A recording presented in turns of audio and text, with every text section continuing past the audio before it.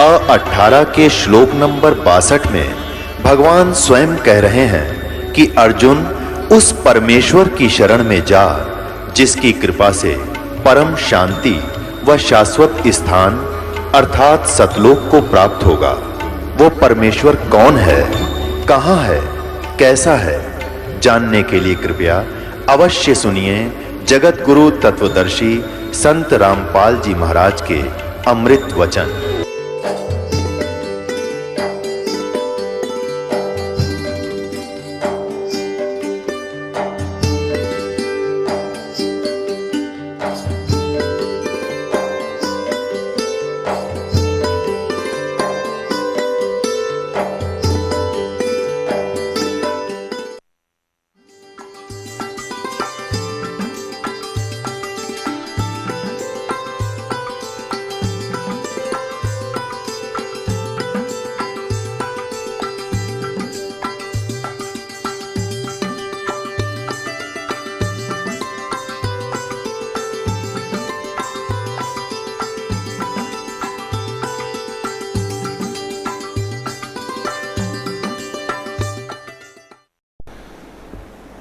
बंदी छोड़ कबीर साहेब की जय। बंदी छोड़ गरीबदास जी महाराज की जय। स्वामी रामदेवानंद जी गुरु महाराज की जय। सर्व संतों की जय, सर्व भक्तों की जय, धर्मी पुरुषों की जय। श्री काशी धाम की जय, श्री छुडानी धाम, श्री करोथा धाम की जय, श्री बरवाला धाम की जय। सत साहिब कर जोरूं विनती करूं, धरूं चरण पर शीश। गुरु रामदेवानंद जी महाराज ने दियो नाम बख्शीश।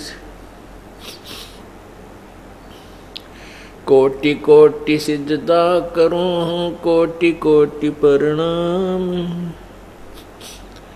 चरण कमल में राखियो मैं बांधी जाम गुलाम।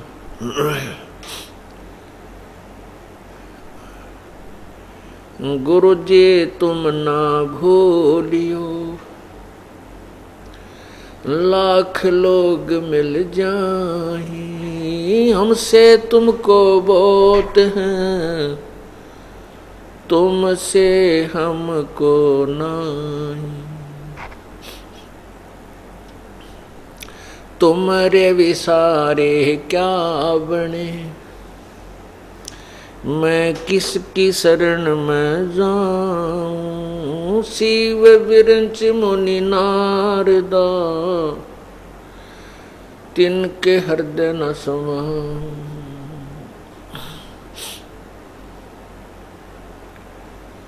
अवगुण किए तो बहुत किए, करत न मनिहारे। बावे बंदा बख्श दियो, बावे गर्दन उतारी। अवगुण मेरे बाप जी, बख्शो गरीब निवाज। जो मैं पूत कपूत हूँ, बहुर पिता को लादे।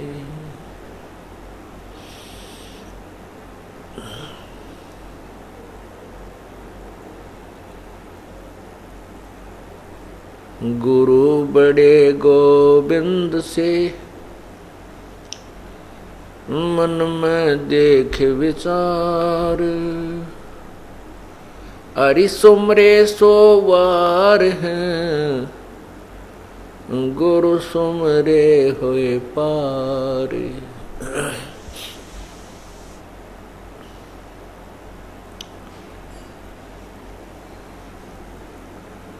बंदे तू कर बंदगी, जय चाव दीदार। अवसर मानुष जन्म का मिले न बारंबार।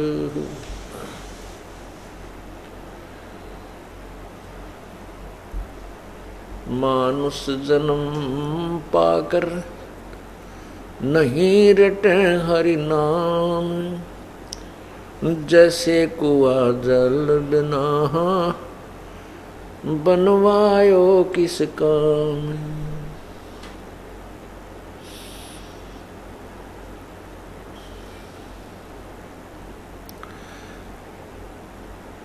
गिरवर जोड़ वडेरे हैं वो माया के धनवंत,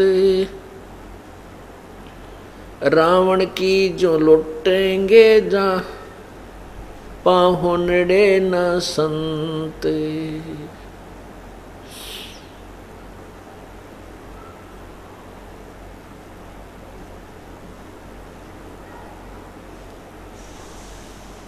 कबीर सब जग निर्धना धनवंता न कोई, धनवंता सो जानियो जिस पे राम नाम धन होवे।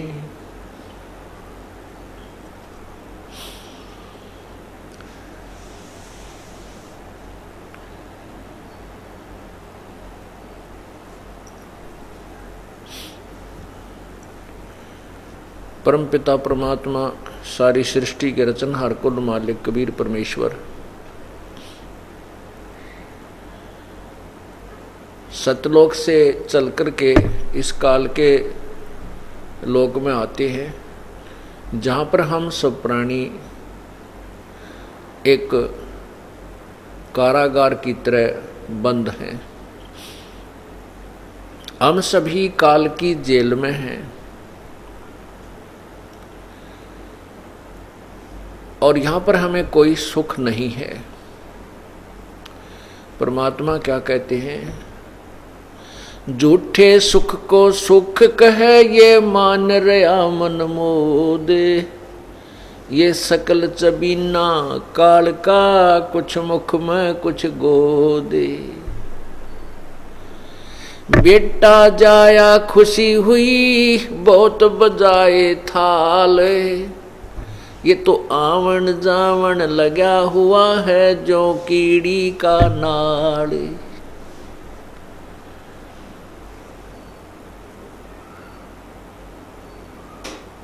पतझड़ आवत देख कर ये बन रोवे मन माही, जो ऊंची टहनी पात थे अब पीले हो जाही। पात झड़नता न्यू कहे सुन भई तरवर राय, अब के बिछुड़े नहीं मिले न जाने कहाँ गिरांगे जाए। तरवर कहता पात से सुनो पात एक बात, यहाँ की यह रीति है एक आवे एक जात। परमात्मा ने, कबीर भगवान ने, कबीर परमेश्वर ने, कबीर परम अक्षर ब्रह्म ने स्वयं आकर के इस काल के जाल को समझाया है। इस काल के जाल को ना ब्रह्मा जी समझ सके, ना विष्णु जी समझ सके, ना शिव जी समझ सके, और तो समझेंगे कौन? जिनको हम ऋषि महर्षि कहते हैं वो तो बहुत बाल बुद्धि के व्यक्ति थे।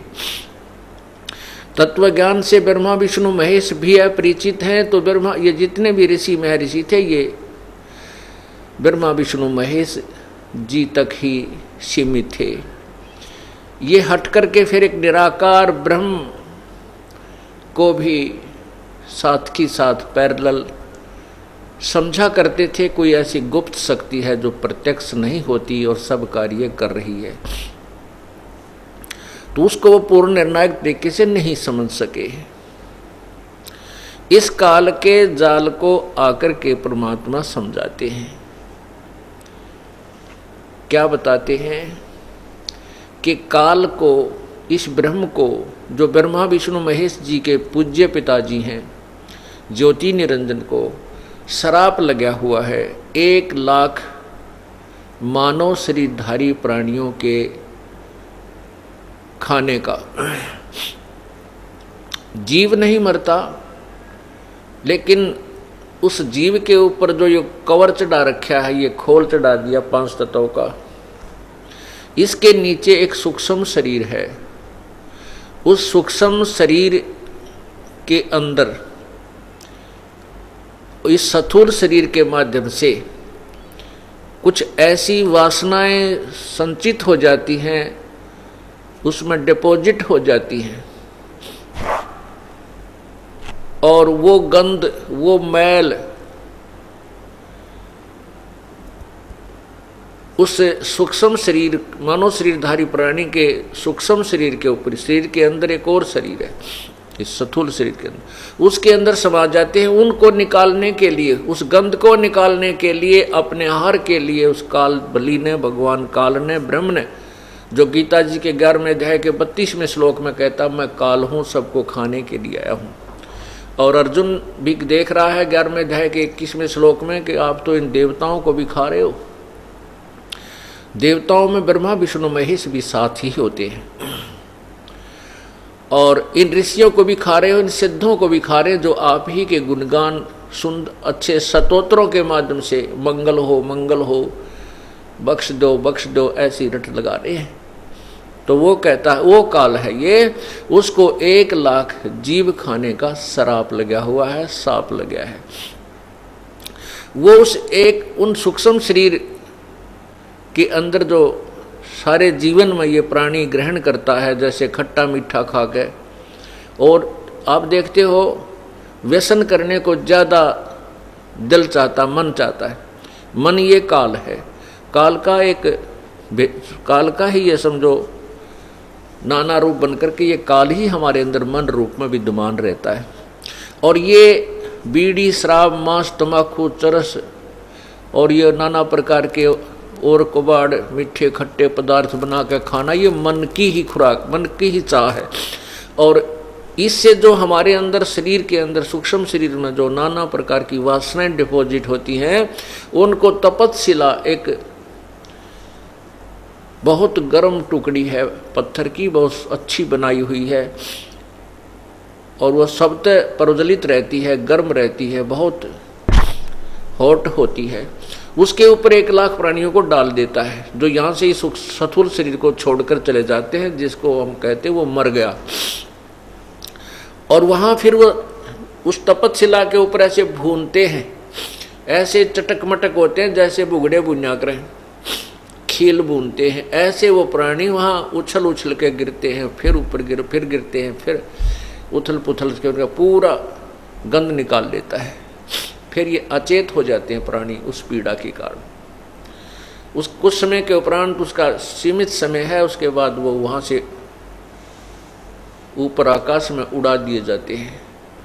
रास्ते में ये फिर कुछ होश में आ जाते हैं, और फिर धर्मराज के पास जाकर के अपने भविष्य के बारे में जानकारी प्राप्त करते हैं कि अब मुझे कहाँ जाना है, गधा बनना है, कुत्ता बनना है, सूअर बनना है, या कहीं मनुष्य का शरीर भी अभी शेष रहता है। तो ये कहते हैं इस काल ने एक सुनियोजित जाल बना रखा है। इसको पूर्ण परमात्मा कबीर बंदी छोड़ने आके समझाया है। क्या बताते हैं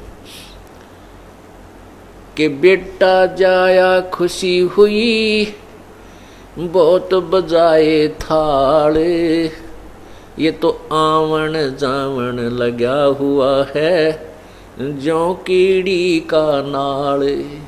चींटियों का आपने देखा होगा, लाइन लग जाती है, उसमें कई हजारों की संख्या में इधर भाग रही हैं, कई हजारों की संख्या में वापस आ रही हैं। परमात्मा अपनी अमृतवाणी के माध्यम से हमें ये समझाते हैं कि यहाँ इन प्राणियों का आना और जाना, यानी मृत्यु और जीवन, इस कीड़ी के नाल की तरह प्रतिदिन जारी रहता है, चलता रहता है। अब यहाँ हम खुशी मनाते हैं कि पुत्र हो गया, पुत्र के होने पर थाली बजाई जाती है, और पुत्री हो जाती है तो नाक चढ़ाई जाती है।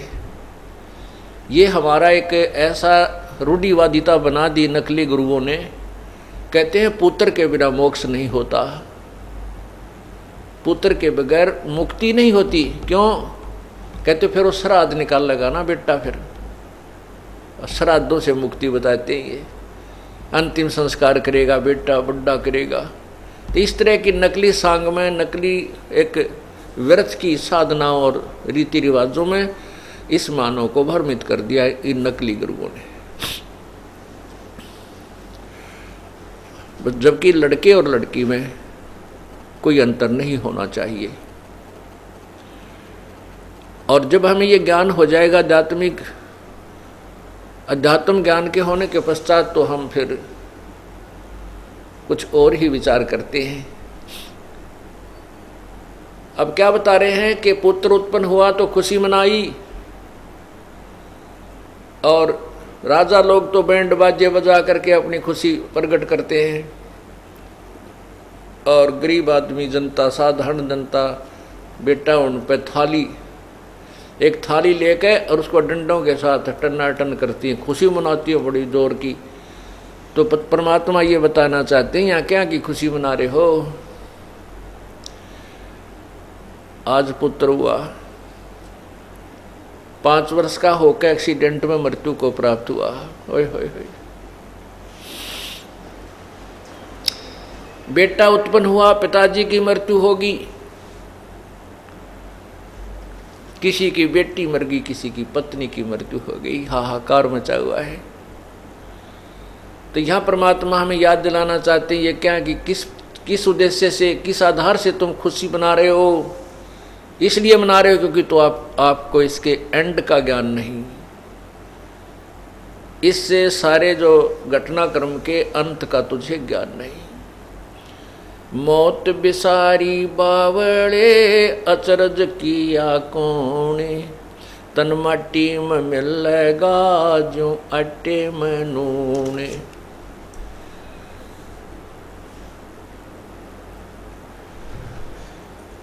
प्रसंग प्रारंभ हुआ है कि ये 3 लोक, ये 21 ब्रह्मांड, ये सभी काल भगवान ब्रह्म ज्योति निरंजन की जेल है। इस कारागार में हम बंद हैं, इससे बाहर हम नहीं जा सकते। ये खुली जेल है, ओपन जेल है। इसमें काफ़ी अच्छी व्यवस्था इसने की हुई है, और इसको हम अपना घर मान बैठे हैं। हमारा ये घर नहीं है। इसको समझाने के लिए परमात्मा हमें क्या बताते हैं कि यहाँ पर तो जन्म और मृत्यु सदा बनी रहेगी। जैसे पवित्र गीता जी अध्याय नंबर 2 के श्लोक 12 में गीता ज्ञान दाता स्वयं कहता है कि अर्जुन, तेरे ये नहीं है कि तू, मैं और ये सामने सैनिक खड़े हैं जो युद्ध के लिए तैयार हैं, ये ना जान के हम अभी वर्तमान में ही सब हैं, उत्पन्न हैं। नहीं, हम पहले भी थे, आप और हम पहले भी थे और आगे भी रहेंगे। गीता जी के अध्याय नंबर 4 के श्लोक 5 में कहा है गीता ज्ञानदाता ने कि अर्जुन, तेरे और मेरे बहुत जन्म हो चुके हैं, तू नहीं जानता, मैं जानता हूं। गीता जी के अध्याय नंबर 4 के श्लोक 9 में फिर कहा है,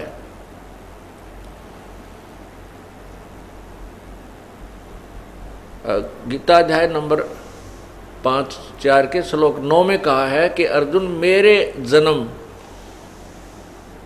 और कर्म अलौकिक है। मेरा जन्म मृत्यु तो होता है, लेकिन तुम्हारी तरह नहीं होता। 10वें अध्याय के दूसरे श्लोक में कहा है कि मेरे जन्म को, मेरी उत्पत्ति को ये देवता लोग और ऋषि लोग नहीं जानते, क्योंकि ये मेरे से उत्पन्न हुए हैं। इससे सिद्ध है कि गीता ज्ञान दाता भी जन्मता और मृत्यु को प्राप्त होता है, मरता है। ये अविनाशी नहीं है, इसका भी आना और जाना, आविर्भाव और तिरोभाव अर्थात जन्म मृत्यु बनी रहती है। यहाँ का अंतिम जो स्थान है वो ब्रह्मलोक है, जहाँ पर ब्रह्म की साधना करने वाले साधक जाते हैं, ऋषि जन जाते हैं। गीता जी के अध्याय नंबर 8 के श्लोक 16 में स्पष्ट किया है कि ब्रह्मलोक पर्यंत, ब्रह्मलोक तक भी ये सभी लोग नाशवान हैं। इनमें भी गए हुए प्राणियों की जन्म मृत्यु होती है। अपने पुण्यों को समाप्त करके वहाँ ऊपर के लोकों में ये फिर पुण्य मृत्यु को प्राप्त होकर इस मृतलोक में आते हैं। नाना प्रकार की प्राणियों की योनियों में कष्ट भी उठाते हैं। इसलिए गीता ज्ञान दाता ने कहा कि यदि तुझे पूर्ण मोक्ष चाहिए तो तत्वदर्शी संतों की खोज कर, उसके पश्चात जैसे वो संत बताएं उसी प्रकार अपना भक्ति कर्म करके जन्म मृत्यु से छुटकारा पाइए।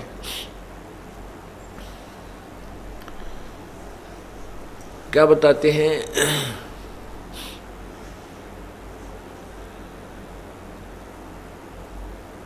पतझड़ आवत देख कर बन रोवे मन माही, जो ऊंची टहनी डा पात थे इब पीले हो जाही। जैसे बसंत ऋतु प्रारंभ होते ही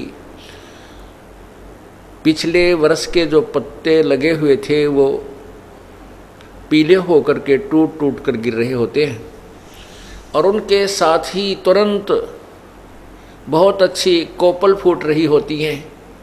कुछ दिनों में वो पत्तों का रूप धारण कर लेती हैं, और एक वर्ष वो भी फिर अपनी मस्ती में हवा के झोंके आते हैं जब फटफट फटफट करके मस्ती मार करके, और फिर वो नेक्स्ट बसंत में वो फिर टूट टूट कर गिरने लग जाते हैं,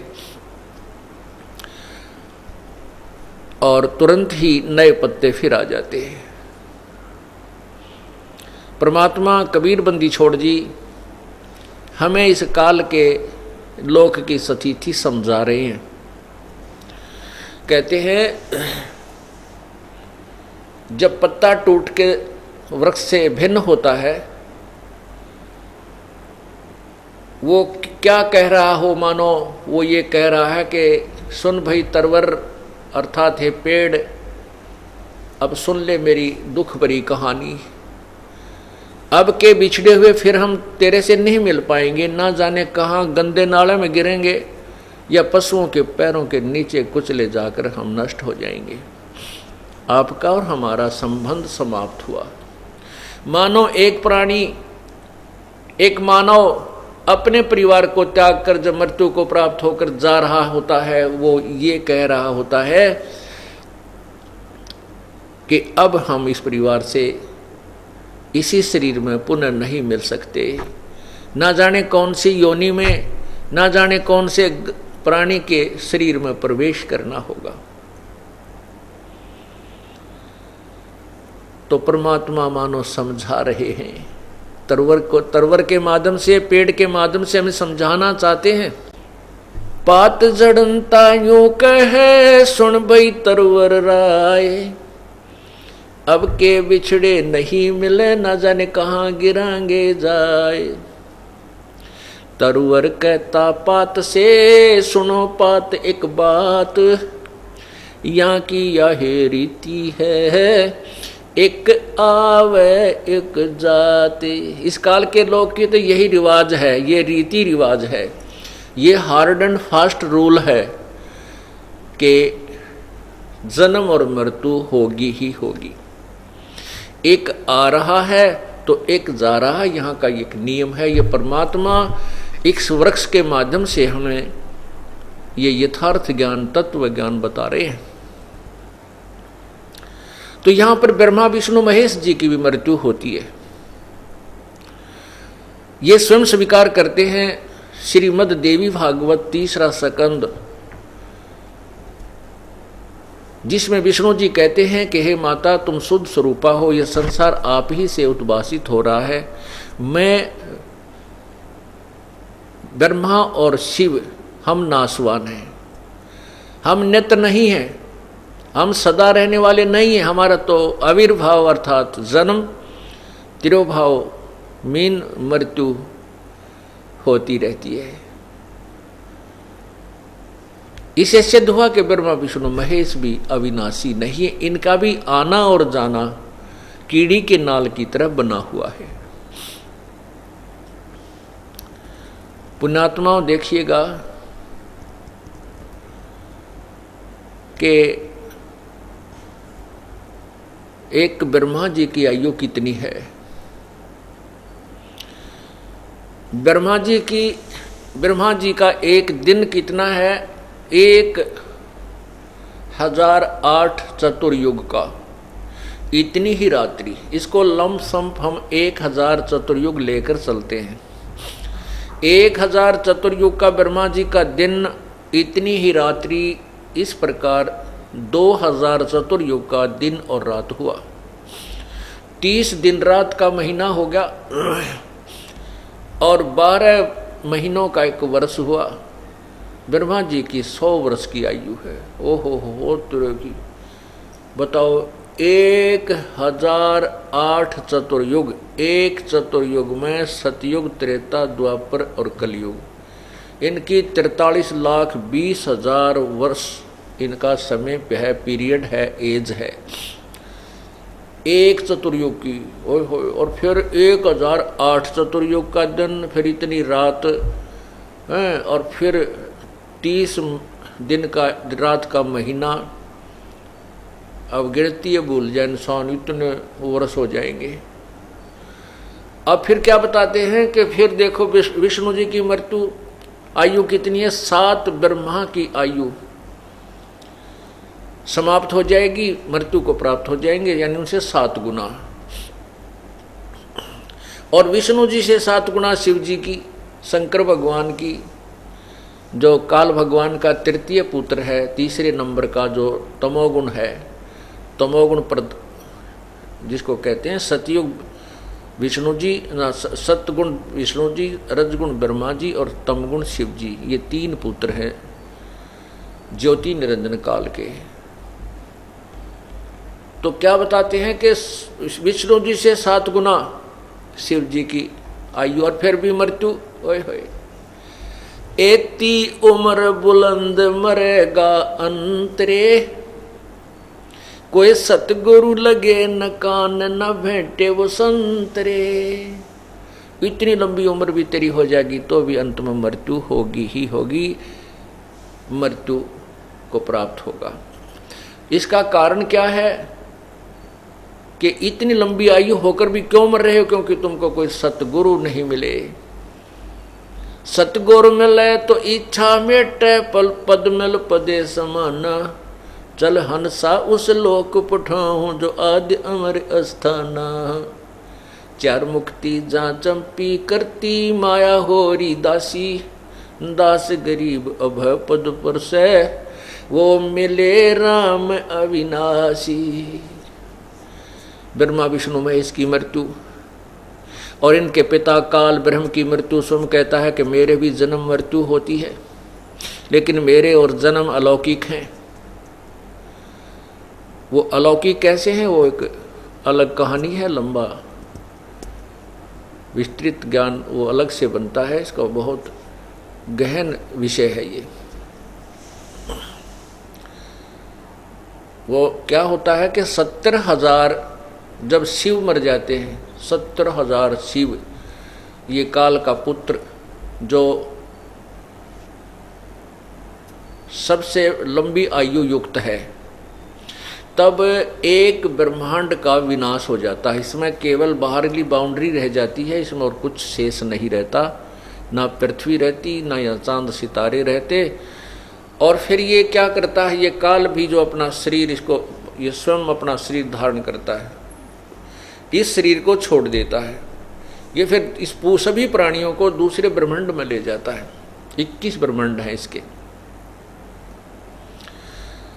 तो वो जो एक काल की मृत्यु हुई, 70,000 शिव मर जाने के उपरांत जो काल की एक मृत्यु हुई, काल मर्या, तो वो एक युग है परब्रह्म का, अक्षर पुरुष का। ये क्षर पुरुष है काल, अक्षर पुरुष का एक युग हुआ। अब विचार कीजिए, अब परब्रह्म की मृत्यु समझाते हैं आपको। अब एक युग हो गया, जब 70,000 शिव मर गए तो काल मर गया। काल की एक बार एक ब्रह्मांड का नाश होता है और काल की मृत्यु होती है, तो एक युग हुआ परब्रह्म का। ऐसे ऐसे 1000 युग की परब्रह्म का दिन है, इतनी ही रात्रि है। और ऐसे ही फिर 1000 युग का दिन, 1000 युग की रात्रि। नोट चतुर्युग, ये ध्यान रखना। इसमें चतुर्युग नहीं है, इसमें केवल युग है। जो गीता जी के अध्याय नंबर 8 के 17 में लिखा है कि जो ब्रह्मण यानी परब्रह्म का एक दिन 1000 युग का है, इतनी ही रात्रि होती है। और उसी रात्रि के समय ये सब ब्रह्म के 21 ब्रह्मांडों का सभी प्राणी नष्ट हो जाते हैं और इनको फिर परब्रह्म के लोक में रख दिया जाता है। तो वो 1000 युग का परब्रह्म का दिन, इतनी ही रात्रि। 2000 युग के, नोट चतुर्युग, 2000 युग के दिन एक दिन रात हुआ, और 30 दिन रात का एक महीना, और ऐसे 12 महीने का एक वर्ष, और 100 वर्ष की परब्रह्म की आयु अक्षर पुरुष की हुई। पुण्यात्मा, आप बहुत विचारवान हो। आज बेटे और बेटियां एजुकेटेड हैं, माइंडेड हैं। ये जो एजुकेशन आपको मिल रही है, ये आपके काम आने की है। और जो अक्षर ज्ञान आपने ग्रहण किया, वो भी अच्छी बात है, क्योंकि वो अब इस तत्व ज्ञान के समझने में सहयोग देगा आपको। और ये आपको तत्व ज्ञान जो है, ये समझना बहुत आसान भी हो जाएगा, क्योंकि गुरु के बिना ज्ञान समझ में नहीं आता। टीचर की इसलिए आवश्यकता होती है कि वो सब सदग्रंथों को पढ़कर अध्ययन करके फिर विद्यार्थियों को बहुत ही सिंपल वे से, बहुत ही साधारण तरीके से समझाता है, जिससे वो शीघ्र ग्रहण कर लेते हैं। इसलिए बताया है कि गुरु बिन काहू न पाया ज्ञाना, जो थोथा वो छड़े किसाना। 8वें अध्याय, गीता जी के 8वें अध्याय के 70वें श्लोक में कहा है कि वो ब्रह्मण यानी परब्रह्म का जो एक दिन है, वो 1000 चतुर्युग का है, 1000 युग का है, चतुर्युग का नहीं है। इन अनुवादकर्ताओं ने इसमें गड़बड़ी की है थोड़ी सी। ये देखिएगा, गीता जी, ये श्रीमद् भगवत गीता, गीता प्रेस गोरखपुर से प्रकाशित है, और 8वां अध्याय देखिएगा। इसमें ये 16वां श्लोक देखें। हे अर्जुन, ब्रह्मलोक पर्यंत सब लोग पुनर्वर्ती में हैं, परंतु मुझको प्राप्त होकर पुनर्जन्म नहीं होता। इसका इन्होंने अर्थ गलत किया है। हिंदी देखिएगा। अब्रह्म भुवनाथ लोका पुनर्वर्ती न है अर्जुन, माम उपेतु कौनते पुनर्जन्म न विद्यते। इसका अर्थ यह है कि जो इस बात को नहीं जानते कि ब्रह्मलोक तक सभी नष्ट होते हैं, न विद्यते, विद्य विद धातु से बनता है, विद्य माने विद्या, ज्ञान। जिनको ये पता नहीं है, वो मुझे प्राप्त होकर भी मृत्यु को प्राप्त होते हैं। फिर भी हम इसको देख ले, ब्रह्मलोक तक जितने भी हैं ये मृत्यु को प्राप्त होते हैं। फिर 17वें में क्या कहा है? सहस्र युग पर्यंतम अह यत ब्रह्मणे विदु। ब्रह्मणे माने बड़े भगवान का, यानी एक एक अक्षर का समय अनुसार उसके अर्थ बदल जाते हैं। तो इसमें लिखा है कि सहस्र युग पर्यंतम, नोट चतुर्युग नहीं लिखा इसमें, ओनली सहस्र युग, 1000 युग, चतुर्युग नहीं है। और इतनी रात्रिम युग सहस्र अंताम ते अहोर रात्रि विद जना। इसका क्या अर्थ है?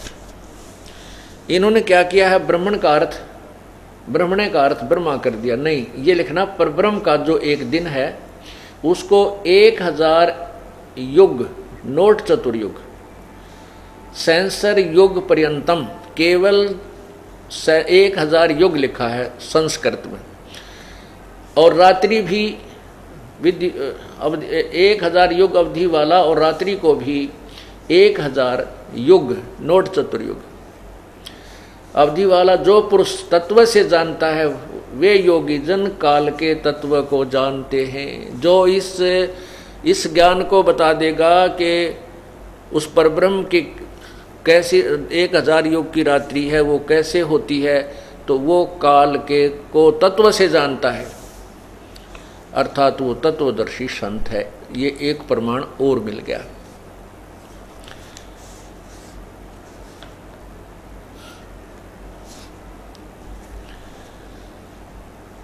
अब देखो क्लियर हुई कहानी,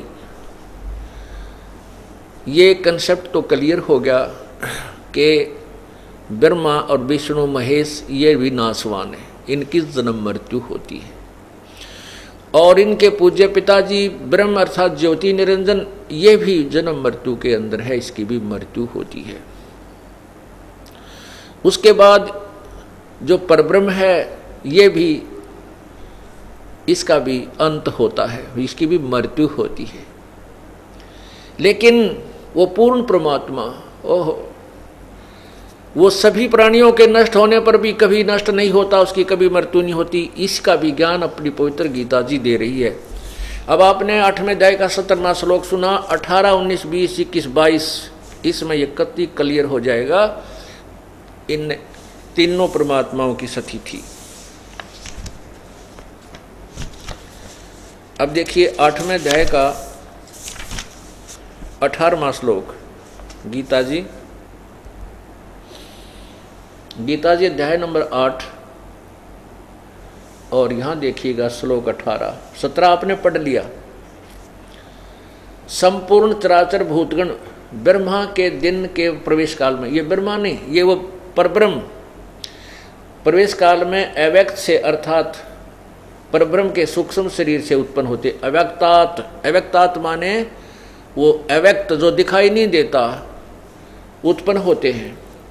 और ये ब्रह्मा नहीं, ये परब्रह्म अक्षर पुरुष की रात्रि के प्रवेश काल में उस अव्यक्त नामक परब्रह्म के सूक्ष्म शरीर में ही लीन हो जाते हैं। आगे देखिए अब क्या बताया है, वे और वही यह भूत समुदाय यानी प्राणी उत्पन्न होकर प्रकृति के वश हुआ रात्रि के प्रवेश काल में लीन होता है, दिन के प्रवेश काल में उत्पन्न होता है, अर्थात ऐसे जन्म मृत्यु का क्रम चलता है। अब 20 में देखो क्लियर कर दिया, परंतु उस अव्यक्त यानी परब्रह्म से भी उस अव्यक्त से भी अति परे जो दूसरा विलक्षण जो सनातन अव्यक्त भाव है वह परम दिव्य पुरुष, ओह, सब भूतों के नष्ट होने पर भी नष्ट नहीं होता।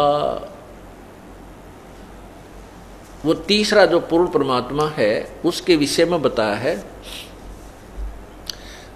एक अव्यक्त तो गीता ज्ञान दाता स्वयं के लिए कह रहा है 7वें अध्याय के 24वें श्लोक में कि मैं अव्यक्त हूं। अव्यक्त का अर्थ होता है जो वस्तु विद्यमान हो और हमें दिखाई ना दे। जैसे बादल सूर्य के सामने छा जाते हैं तो उस समय सूर्य अव्यक्त होता है, अदृश्य होता है, लेकिन उसकी स्थिति बरकरार रहती है, वो साकार रूप में बादलों से परे चमक रहा होता है। ऐसे ही ये ब्रह्म भी अव्यक्त है, ये किसी के सामने नहीं आता, वो ज्यों के त्यों स्वरूप में ब्रह्मलोक के ऊपरले हिस्से में एक ब्रह्मांड में ये गुप्त रहता है, ये भी अव्यक्त कहलाता है। उसके बाद दूसरा अव्यक्त ये आपने सुना कि ब्रह्म ये अक्षर पुरुष है यानी परब्रह्म है, जिसके अंदर ये सभी प्राणी जो ब्रह्म के क्षेत्र में हैं ये सभी उसमें लीन हो जाते हैं। 1000 युग के बाद इनके परब्रह्म के और ब्रह्म के दोनों ही के प्राणियों का अंत हो जाता है। और ऐसे उस अव्यक्त यानी परब्रह्म के दिन के समय तो ये सभी साजबाज सृष्टि बनी रहती है, जब उसकी रात होती है सब नष्ट होकर के उसमें इकट्ठे करके रख दिए जाते हैं।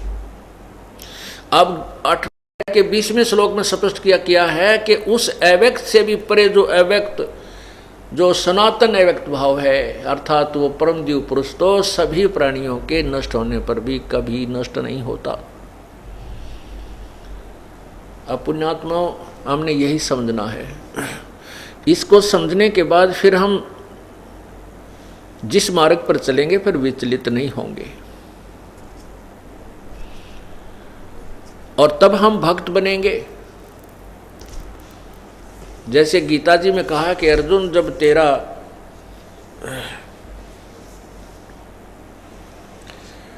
नाना प्रकार के भ्रमित करने वाले विचारों से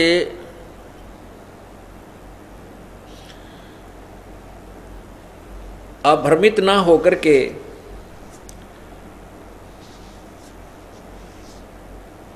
और एक तत्व ज्ञान पर आधारित हो जाओगे, तब तो तू योगी बनेगा, तब तो तू भक्त बनेगा। ये देखिएगा, गीता अध्याय नंबर 2 के श्लोक 53 में स्पष्ट किया है कि अर्जुन, जब तेरा मन नाना प्रकार के भ्रमित करने वाले विचारों से हटकर एक तत्व ज्ञान पर तो आश्रित हो जाएगा, तब तू योगी होगा, तब तो भक्ति करने के योग्य बनेगा, तू भक्त बनेगा। अब आप भक्ति अवश्य कर रहे हो, लेकिन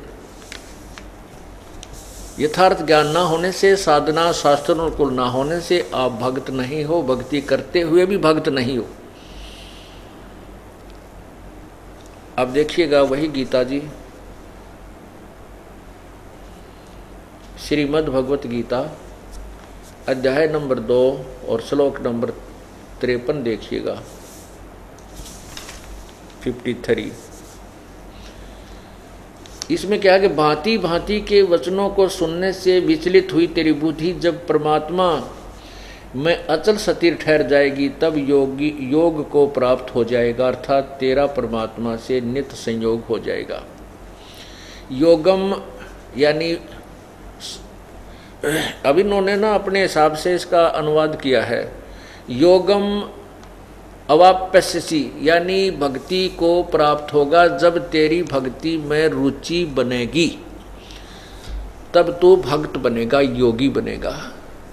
और कल आपने विष्णु पुराण में पढ़ा अध्याय 15 तृतीय अंश, उसमें क्या लिखा है कि जो श्राद्ध के विषय में ब्राह्मणों, एक ब्राह्मण जमाते हैं अपने यहाँ श्राद्ध निकालने जब, और परमात्मा कहते हैं कि ऐसे ऐसे 1000 ब्राह्मणों के सामने एक योगी, योगी अर्थात तत्व ज्ञान युक्त साधक को भोजन करा दिया जाए, अर्थात उनके सामने प्रवेश कर दिया जाए, तो उन 1000 ब्राह्मणों का भी कल्याण करे और तुम्हारे पितरों का भी कल्याण करे, तुम्हारे जो पूर्वज से उनका भी कल्याण करे, अर्थात वो तत्व ज्ञान से परिचित करा करके आपको यथार्थ भक्ति पर लगाएगा। उसके बारे में अब क्या बताया है कि ब्रह्मा विष्णु महेश जी और ब्रह्म परब्रह्म अक्षर पुरुष सरपुरुष ये सभी नाशवान है। इसी का प्रमाण गीता जी अध्याय नंबर 15 के श्लोक 16 और 17 में निर्णायक दिया है। 16 में कहा कि इस संसार में 2 पुरुष हैं, 2 भगवान हैं, जिसको आप आम जानते हैं, एक ब्रह्म एक परब्रह्म, एक क्षर पुरुष एक अक्षर पुरुष। इन दोनों के लोकों में प्राणी भी, जितने प्राणी हैं और ये भगवान भी, ये नाशवान हैं। आत्मा अमर है, ये नहीं मरती, ये तो किसी की भी नहीं मरती, गधे की भी नहीं मरती, सूअर की भी नहीं मरती। फिर बताया कि वास्तव में उत्तम पुरुष, पुरुषोत्तम, जिसको पुरुषोत्तम कहना चाहिए, सर्वश्रेष्ठ प्रभु जिसको हम कहें, वो तो इन दोनों से भी अन्य है, वो परमात्मा इति उदाहरते, उसको भगवान कहते। और वही तीनों लोकों में प्रवेश करके सबका धारण पोषण करता है, वो स अवय ईश्वर है, वह अविनाशी परमात्मा है, वास्तव में वो अविनाशी है। जग सारा रोगिया रे, जिन सतगुरु वैद न जाण्या, जग सारा रोगिया रे, जग सारा रोगिया रे, जिन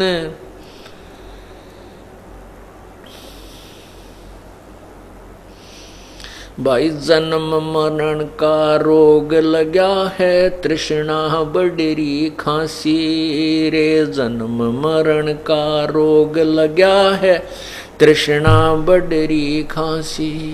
आवागवन की डोर गले में पड़ी काल की फांसी। जग सारा रो गया रे, जिन सतगुरु वैद न जाण्या।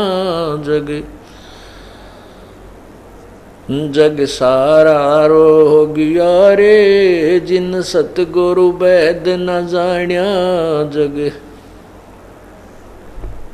भाई देखा देखी गुरु शिष्य बन गे, किया न तत्व विचारा रे। देखा देखी गुरु शिष्य बन गे, किया न तत्व विचारा।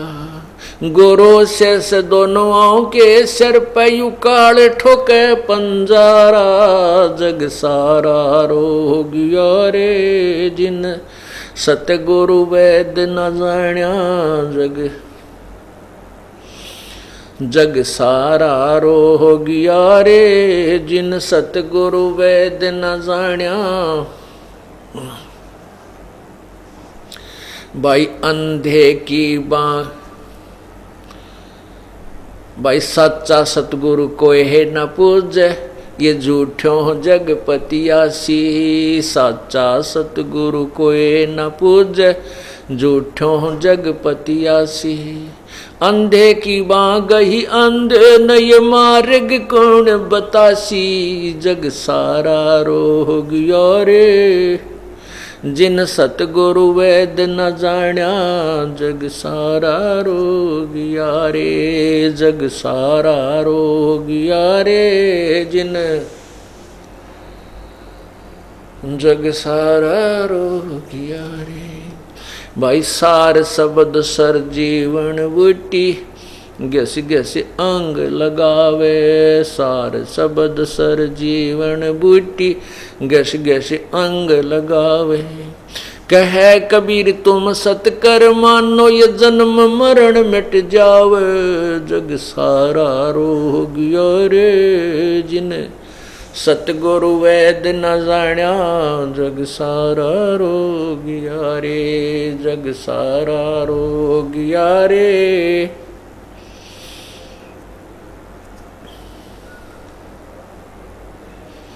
भाई सार शब्द सर जीवन बूटी, गस गस अंग लगावे। सार शब्द सर जीवन बूटी, गस गस अंग लगावे। कहे कबीर तुम सत कर मानो, ये जन्म मरण मिट जावे। जग सारा रो गया रे, जिन सतगुरु वैद न जाण्या। जग सारा रो गया रे, जग सारा रो गया रे, जिन सतगुरु वैद न जाण्या। जग सारा रो गया रे। अब इसमें निर्णायक ज्ञान दिया प्रभु ने कि जन्म मृत्यु का रोग लगा, और ये तृष्णा बढ़ रही खांसी। आने जाने की जन्म और मृत्यु का है, आवन जावन की डोर गले में पड़ी काल की फांसी। काल ने हमारे फांसी डाल रखी है, हम इस कैद में फिट कर रखे हैं, बंद कर रखे हैं, और ये कर्मों के बंधन में हमें बांध रखा है, कर्मों की बेड़ी लगा रखी है। और इस कर्म के आधार से हमारा एक सृष्टि कर्म चक्र ने निर्धारित कर दिया है, अपना एक संविधान बना रखा है। परमात्मा के विधान अनुसार ये प्राणी जन्मता और मृत्यु को प्राप्त होता रहता है। जैसे ऑटोमेटिक सिस्टम इसने बना रखा है। प्रत्येक प्राणी के अंतःकरण के अंदर ये सभी आपके पुण्य और पाप कोड वर्डों में डिपॉजिट होते हैं, और इनकी एक फाइल प्रभु के दरबार में प्रत्येक प्राणी की होती है। परमात्मा के कंप्यूटर में भी सबके संस्कार डिपॉजिट होते हैं, और वहाँ से फिर प्रभु के ऑटोमेटिक सिस्टम तय, वो बीच में अपने सिर में दर्द नहीं करता भगवान, जैसे कर्म करेगा वैसे ही फल उसने निर्धारित किए हैं, उसके आधार पर ऑटोमेटिक ये अपने नष्ट शरीरों में जाता है, धर्मराज के दरबार में भी जाता है, नरक में भी जाता है, अन्य प्राणियों के शरीरों में भी जाएगा ही जाएगा। जब तक, कब तक? जब तक इन कर्मों को डिस्टर्ब करने वाला, इन कर्मों को चेंज करने वाला, परिवर्तित करने वाला पूर्ण परमात्मा का नुमाइंदा संत नहीं मिलेगा। मासा घटे न तिल बध है, विद न लिखे जो लेख, सच्चा सतगुरु मेट कर ऊपर मारे मेख। अब तो इस प्रकार ये अपने कर्म और संस्कार को प्राणी भोगता रहता है। जब परमात्मा आते हैं, परमात्मा आते हैं या फिर अपने दास को फिर भेजते हैं अपनी कुछ आंशिक शक्ति दे करके, उसमें इन संस्कारों को चेंज किया जाता है, बदला जाता है, उसकी विधि बताई जाती है, फिर आपको वो तरीका बताया जाता है कि आप इन संस्कारों को ऐसे कीजिए, ये ऐसी साधना कीजिए, जिससे फिर आपके अंतःकरण में जो डिफेक्टिव कर्म थे वह सारे समाप्त होने लग जाएंगे और ये गुड कर्म ये आपके हृदय में जमा होने लग जाएंगे। फिर इसके आधार से आगे हमें सब क्रिया होगी, हमारे शुभ ज़्यादा हो जाएंगे, हमारी भक्ति अधिक हो जाएगी तो हम सतलोक चले जाएंगे। ऑटोमेटिक सिस्टम है, वहाँ तभी जाएंगे जब हम ऋण मुक्त हो जाएंगे, हमारे पुण्य अधिक बढ़ जाएंगे और पाप क्षीण हो जाएंगे, समाप्त हो जाएंगे, नष्ट हो जाएंगे। कुछ ऐसे कर्म होते हैं जिनके प्रतिफल में हमने अपनी भक्ति ही देनी होती है, उसका और कोई तरीका नहीं होता नष्ट करने का।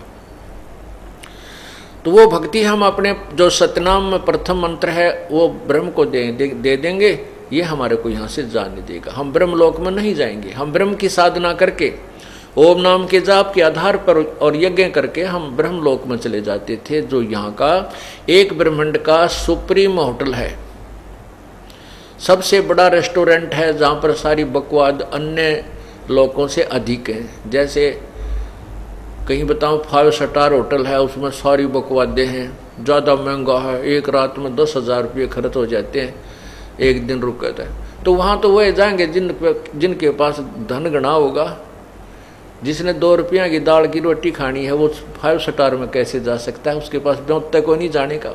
तो फिर वो 5 स्टार वाला भी व्यर्थ है, क्योंकि उसकी पूंजी, उसकी जेब वहाँ समाप्त होती है और वो अपने धन से ही वहाँ लाभ ले सकता है।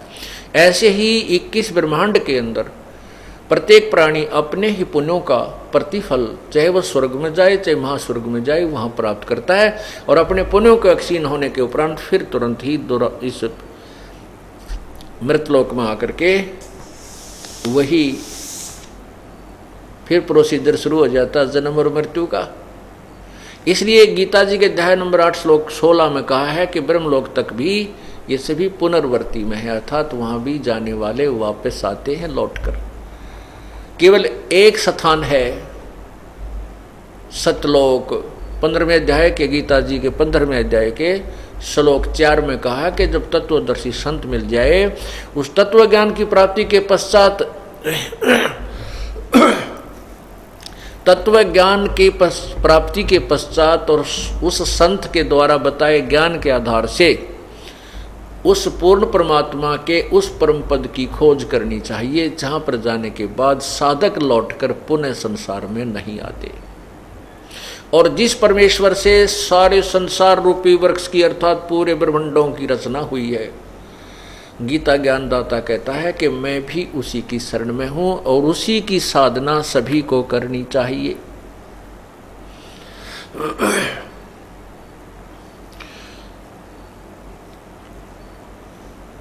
अब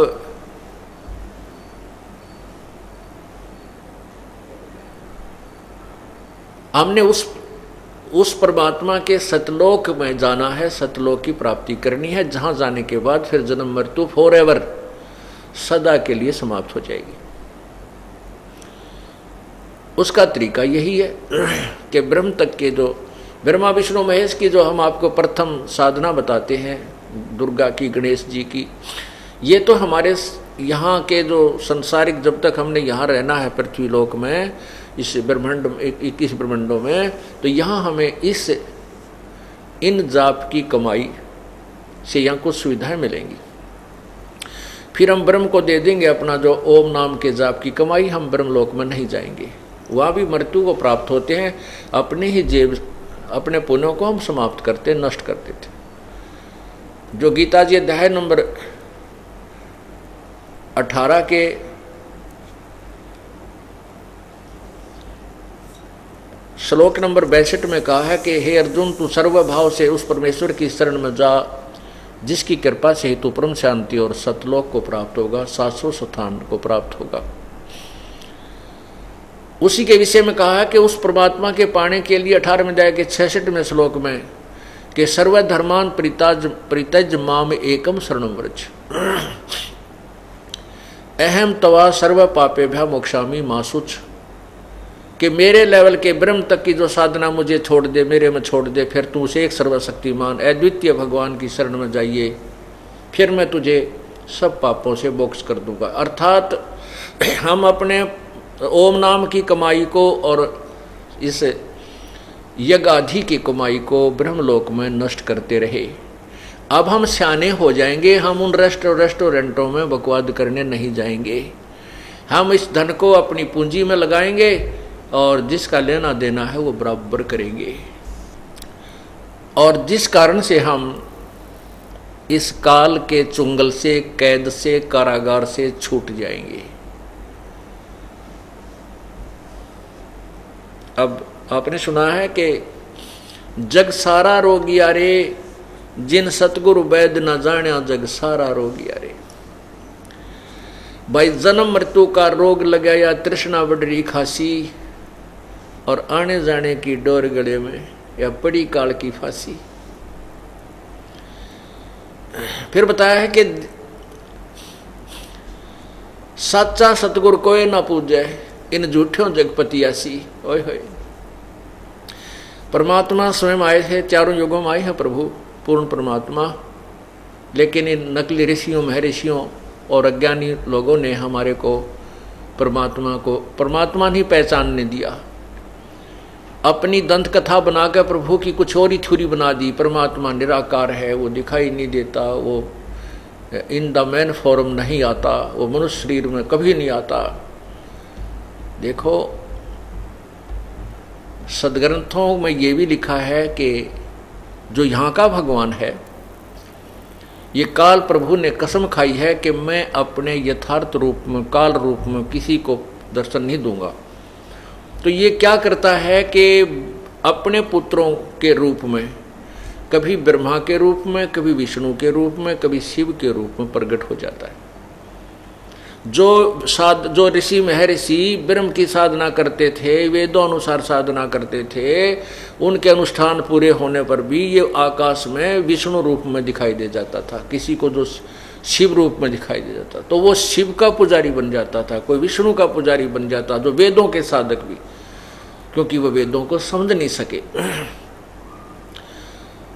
इस प्रकार ब्रह्मा विष्णु महेश की साधना दृढ़ होती चली गई। ये काल चाहता है कि मेरी भक्ति करें, लेकिन इसके एक अपनी जो प्रतिज्ञा आगे अड़ जाती है, ये अपना वास्तविक स्वरूप नहीं दिखा सकता। इसलिए इसने ब्रह्मा विष्णु शिव के रूप माना पड़ता है। इसलिए प्राणी सब ब्रह्मा विष्णु महेश तक ही सीमित रह जाते हैं और इन्हीं की पूजाओं में लगे रहते हैं। फिर ये भी कहता है कि ये बुद्धू इन तीनों गुणों की भक्ति के द्वारा जिनका ज्ञान हरा जा चुका है, ये राक्षस स्वभाव को धारण किए हुए मनुष्यों में नीच दुष्कर्म करने वाले मुझे भी ना भजते। ये फिर बाद में ये भी पछताता है, ये भी चिल्लाता है कि ये मेरी भक्ति भी ना करते, ये ब्रह्मा विष्णु महेश तक ही सीमित हो गए हैं। 7वें अध्याय के 12 से लेकर 15 श्लोक में स्पष्ट किया है। और अपने विषय में गीता ज्ञान दाता 7वें अध्याय के 16 से लेकर 18 तक इन 3 श्लोकों में स्पष्ट करता है कि मेरी भक्ति भी 4 प्रकार के करते हैं। ब्रह्म साधना, एक तो अर्थार्थी, अर्थार्थी माने जो धन कमाने के लिए जो अनुष्ठान करते हैं प्रभु से, वो वेदों के मंत्रों से ही करते हैं, वो अन्य किसी और किताब बुक को सहयोग नहीं लेते। जैसे जय गणेश देवा इस तरह की जो आरतियाँ बना रखी हैं, ये नहीं वो प्रयोग करते, वो केवल वेदों के ही मंत्रों से अनुष्ठान करते हैं।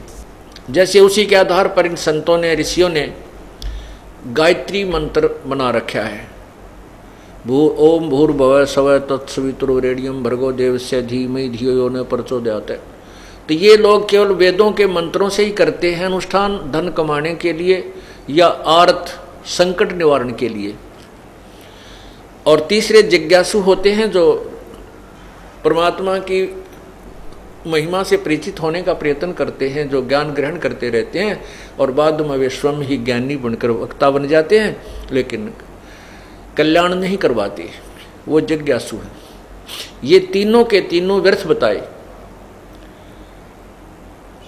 और चौथा जो ज्ञानी है, ज्ञानी का अर्थ है जिसको ये पता लग गया कि भी मनुष्य जीवन बार बार नहीं मिलता, और मनुष्य जीवन प्राप्त करके यदि हमने आत्म कल्याण नहीं करा तो हम अपना जीवन व्यर्थ कर जाएंगे। फिर उसको ये भी ज्ञान हो जाता है कि वेदों में लिखा है कि एक ही परमात्मा जिसकी पूजा करनी चाहिए, जैसे गीता जी में आपने पढ़ा, और गीता ज्ञान दाता भी कहता है मैं भी उसी की शरण में हूँ, उसी की पूजा दृढ़ निश्चय से करनी चाहिए, उससे पूर्ण मोक्ष प्राप्त होता है। तो उन ऋषियों ने, ज्ञानियों ने वेदों का निष्कर्ष स्वयं ही निकाला। उनको तत्वदर्शी संत नहीं मिला, क्योंकि उसमें गीता जी के अध्याय नंबर 4 के श्लोक 34 में स्पष्ट किया है कि 34 में स्पष्ट किया है कि तत्वदर्शी संतों की खोज करो, वो तत्व ज्ञान, वास्तविक जो ज्ञान है वो बताएंगे। और 8वें अध्याय के 4थे अध्याय के 32वें श्लोक में स्पष्ट किया है कि जो कोई तो देवताओं को पूजता है, कोई अपने ही आधार से को प्राणायाम आदि करके श्वास उश्वास की क्रिया कोई मोक्ष मानता है, कहते ये नहीं। पूर्ण परमात्मा ने अपने मुखारविंद से अपने मुख्य ज्ञान में, तत्व ज्ञान में नाना प्रकार की बहुत सी विधियां बताई हैं, उनको समझो, उनको सुनो, और वो तत्वदर्शी संत बताएंगे, उनके पास जाइए। ऐसे ही यजुर्वेद के अध्याय नंबर 8 के 40 के श्लोक 10 में स्पष्ट किया है कि कोई तो परमात्मा को साकार कहता है, जन्म लेने वाला, कोई निराकार कहता है, न जन्म लेने वाला। इसके विषय में यथार्थ ज्ञान तो तत्वदर्शी संत बताएंगे, उनसे सुनो। तो उन ऋषियों ने ये श्लोक भी पढ़े, पर यहाँ बुद्धि ना गई, क्योंकि काल कहता है इन सभी जितने मेरे अंतर्गत ऋषि महर्षि हैं, इनकी बुद्धि, इनका बल और बुद्धि मेरे हाथ में है। ये इनको ओपन नहीं होने देता, बुद्धि को बंद रखता है। ये तो कबीर परमात्मा आते हैं, अपनी शक्ति से हमें दृढ़ता के साथ तत्व ज्ञान के ऊपर आश्रित करते हैं। और यजुर्वेद के अध्याय नंबर 40 के श्लोक मंत्र 17 में स्पष्ट किया है, वेद ज्ञानदाता कहता है कि वो परमात्मा तो ऊपर प्रोक्ष है, अव्यक्त है, गुप्त है, और मैं स्वर्ग में हूं, आकाश में। मेरी साधना करता है, मुझे प्राप्त होता है, जो उसकी साधना करता है उसके पास चला जाता है। अब उन ऋषियों ने, जो ज्ञानी आत्मा थी, उनको ये तो हुआ कि उन्होंने निष्कर्ष निकाल लिया कि यजुर्वेद के अध्याय नंबर 40 के मंत्र श्लोक में 15 में लिखा है कि ओम कर्तु शमर, किल्वे शमर और कर्तुम शमर। ओम नाम का जाप काम करते करते सिमरन करो, विशेष कसक के साथ किल्वे सिमरन करो, और अपना परम कर्तव्य समझकर सिमरन करो। अब ओम नाम तो गीता वेद ज्ञान दाता ने अपना बताया है, जैसे गीता जी अध्याय नंबर 8 के श्लोक 13 में कहा कि ओम इति एक अक्षरम ब्रह्म द्वहन माम अनुस्मरण ये पर्याति तजन देहम सयाति परमाम गतिम, कि मेरा तो ओम नाम है, और जो इसका सिमरन अंतिम श्वास तक करता है, मृत्यु तक, तो मेरे को प्राप्त होता है। फिर गीता जी अध्याय नंबर 17 के श्लोक 23 में स्पष्ट किया है कि उस पूर्ण परमात्मा के पाने का 3 मंत्र का जाप है। ओम तत्सत इति निर्देश है ब्रह्मण त्रिविध समर्थ है। इस ओम नाम, ओम और तत्सत, तत्सत ये सांकेतिक है, गुप्त है। ओम और तत् ये सांकेतिक और शब्द है, अक्षर है। इन 2 अक्षर का एक सतनाम बनता है। और फिर तीसरा जो सत्य है, सत शब्द है, उसको सार शब्द सार शब्द कहते हैं, वो सार नाम अलग से दिया जाएगा, वो तीसरा है।